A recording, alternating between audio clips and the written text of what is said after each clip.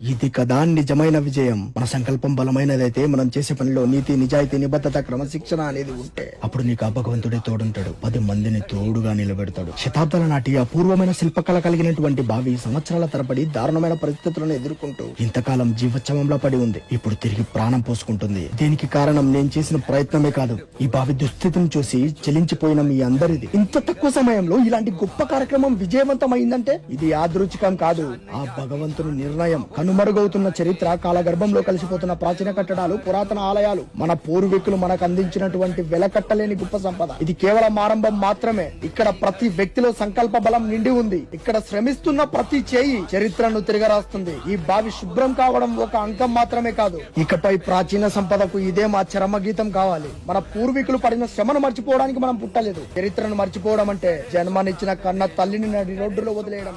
గుర్తు పెట్టుకో అన్న.